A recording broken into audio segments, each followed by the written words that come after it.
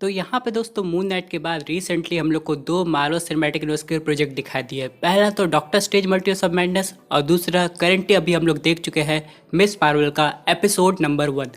लेकिन इन सब के बाद यहाँ पे मार्वल ने थॉर लव एंड थंडर के टीवी स्पॉट का भी प्रमोशन करना शुरू कर दिया है, जहाँ पे बताया कि इंटरनेशनल लेवल पे टिकट सेल होने वाली है। लेकिन दोस्तों इन सब के अलावा यहाँ पे फैंस के कुछ कंसर्न हैं जो आज हम लोग समझने की कोशिश करेंगे। फैंस के कुछ डाउट है, खासकर वो फैंस जो कि कॉमिक बुक पढ़ चुके हैं और थॉर लव एंड थंडर देखने वाले हैं। तो दोस्तों कंप्लीट वीडियो को स्टार्ट करने से पहले आप लोग कर दीजिए वीडियो को लाइक और कमेंट करके बताइए कि आपका फेवरेट एवेंजर कौन है। साथ ही साथ जो लोग मेरे चैनल पर नए हैं, मेरे चैनल को सब्सक्राइब करके हमारी कॉमिक बुक टॉक्स फैमिली का हिस्सा बन जाइए। तो दोस्तों हम लोग शुरुआत करते हैं बिल्कुल नई अपडेट से। अब सबसे पहले दोस्तों फैंस का सबसे इंपॉर्टेंट सवाल ये आता है कि जैसे यहाँ पे हम लोग ने मिस मार्वल के एपिसोड 1 में देखा था कि जो उसकी स्टोरी थी ओरिजिन वाली वो एकदम से बदल दी गई है। इसी तरह दोस्तों क्या गॉड द गॉड बुचर की भी ओरिजिन स्टोरी में चेंज किया जाएगा? क्योंकि अगर हम लोग बात करें ऑल ब्लैक नक्रासॉट की तो हाँ वो तो हम लोग ने गॉर के पास देख ली है, इसमें कोई भी दिक्कत की बात नहीं है। लेकिन क्या वो सॉर्ड वाकई गॉड ऑफ सिम्बियोट नल से कनेक्टेड होगी या फिर मार्वल स्टूडियोज इसमें भी कुछ चेंजेस कर देगा, यानी कि दोस्तों नल को पूरी तरह वहां से हटा देगा? क्योंकि दोस्तों अगर हम लोग बात करें नल की तो हो सकता है उसके जो राइट्स हो वो अभी भी सोनी पिक्चर्स के पास हो, क्योंकि वो एक तरीके से स्पाइडरमैन से रिलेटेड कैरेक्टर है। अब यहाँ पे आप लोग जानते हैं जब भी स्पाइडरमैन मूवी बनती है मार्वल सिनेमैटिक यूनिवर्स में तो यहाँ पे जो होता है मार्वल स्टूडियोज और सोनी पिक्चर्स का आपस में कोलैबोरेशन। उसके बाद यहाँ पे सोनी पिक्चर्स अपने कुछ कैरेक्टर्स जैसे कि स्पाइडरमैन और बाकी उससे रिलेटेड चीजें मार्वल स्टूडियोज के साथ शेयर करते हैं और हम लोग फाइनली एमसीयू में स्पाइडरमैन को देख सकते हैं। और ये सब शुरू हुआ था कैप्टन अमेरिका सिविल वॉर के टाइम से।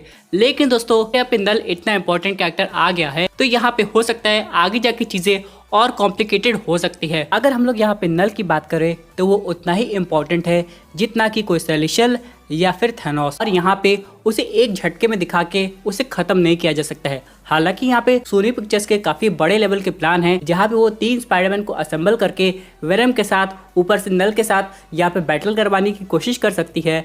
तो यहाँ पे मेरे हिसाब से मुझे नहीं लगता कि मार्वल सिनेमैटिक यूनिवर्स में हम लोग को नल दिखाई देगा, और यहाँ पे हो सकता है गॉर की नक्रासॉट की ओरिजिन को चेंज करके उसकी पावर्स को भी थोड़ा बदल दिया जाए। हालांकि हम लोग को एक सीन में ऐसा भी दिखाया गया कि गॉर एक अजीब से सिम्बियोटिक जाल से बाहर आ रहा है।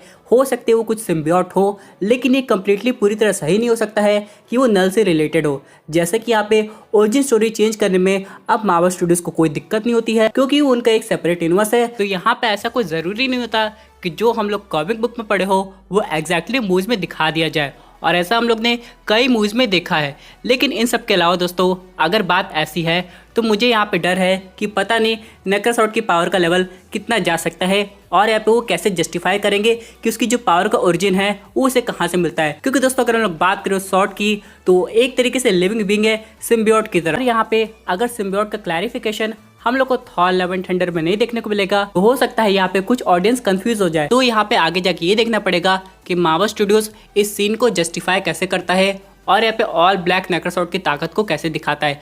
क्योंकि दोस्तों उसकी स्टोरी यहीं पे खत्म नहीं होने वाली है। अगर यहाँ पे गॉड द गॉड बुचर का एंड हो जाता है तो अल्टीमेटली वो जो सॉर्ड है वो थॉर के पास आ जाएगी। इन सब के बाद ऑडियंस के पास दूसरा क्वेश्चन आएगा, क्या इस मूवी में अपना जो थॉर है वो अल्टीमेट रून किंग थॉर बनेगा कि नहीं?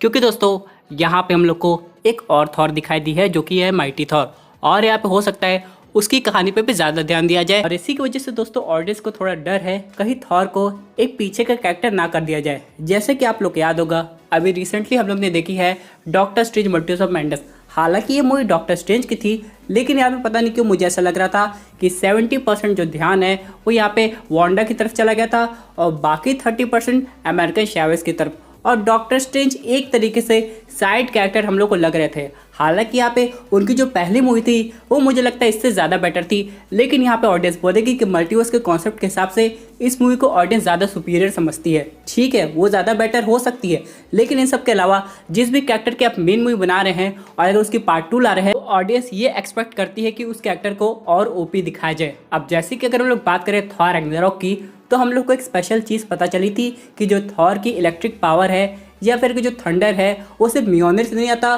बल्कि वो थॉर के अंदर ही है, और ये बात ओडिन ने क्लियर कर दी थी और यहाँ पे हम लोग को थॉर का एक खतरनाक रूप देखने को मिला था। हालांकि उस मूवी में हम लोग को हल्क भी दिखाई दिया था, लेकिन कहीं भी ऐसा नहीं लग रहा था कि हल्क थॉर को ओपी कर रहा हो। यानी कि दोस्तों ऑल टुगेदर ये मूवी हम लोग को परफेक्टली थॉर की लग रही थी। और वैसे मुझे डायरेक्टर टाइका वाइटिटी पे काफ़ी विश्वास है कि यहाँ पे वो थॉर को ही ज़्यादा इंपॉर्टेंस देंगे।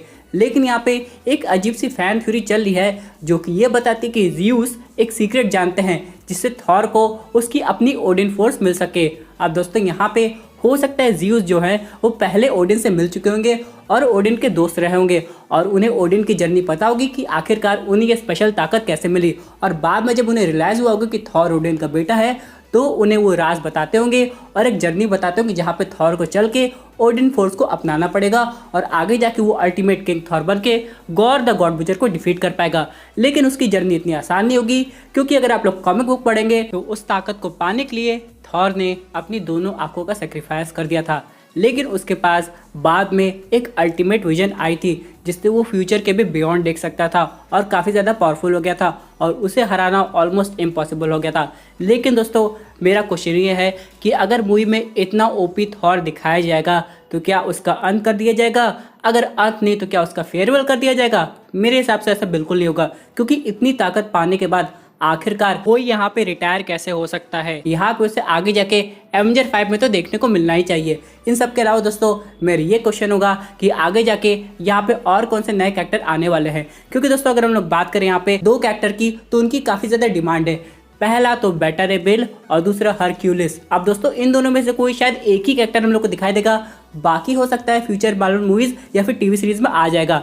तो यहाँ पे बेटा रे बिल की पॉसिबिलिटी सबसे ज़्यादा बन रही है क्योंकि उसका ईस्टर एग हम लोग ने ऑलरेडी थॉर रैग्नारोक मूवी में देखा था और वैसे भी ऑडियंस हरक्यूलिस को भी देखना चाहती है। लेकिन यहाँ पे बहुत लोग का ये भी मानना है कि जो थॉर की दोस्त थी जो कि एसगार्ड पे रहती थी जिसका नाम है लेडी सिफ, वो असल में बेटा रे बिल के साथ थी और एक इंपॉर्टेंट मिशन पे थी। और आगे जाके ये भी मानना है कि उनका भी केमियो इस मूवी में हो रहा है, तो मे भी अगर वो आती है तो उनके साथ हम लोग को आगे जाके बेटा रे बिल भी दिखाई देगा। और अगर हम लोग बात करें हरक्यूलिस की तो उसकी हिंट मिलेगी, हो सकता है बाद में उसकी कोई सोलो टीवी सीरीज अनाउंस हो जाए। और यहाँ पर अगर हम लोग बात करें बेटा रे बिल के नए वेपन की तो हो सकता है थॉर से अपना स्टॉर्म ब्रेकर गिफ्ट कर दे। लेकिन इसके बाद थॉर के पास क्या रहेगा ये तो आने वाले वक्त बताएगा, क्योंकि दोस्तों यहाँ पे कॉमिक बुक अगर आप लोग पढ़ेंगे तो थॉर के पास एक नहीं बल्कि कई वेपन है जो कि उरू मेटल से बने हुए हैं और कुछ तो स्टॉर्म ब्रेकर से भी ज़्यादा पावरफुल है। तो आगे जाके हम लोग को ये देखना पड़ेगा कि मूवी में हम लोग के लिए क्या सरप्राइज है। लेकिन दोस्तों अगर हम लोग बात करें फाइनल ट्रेलर की तो मेरे हिसाब से अभी नहीं लगता कि मावा स्टूडियोज की तरफ से ऐसा कुछ देखने को मिलेगा।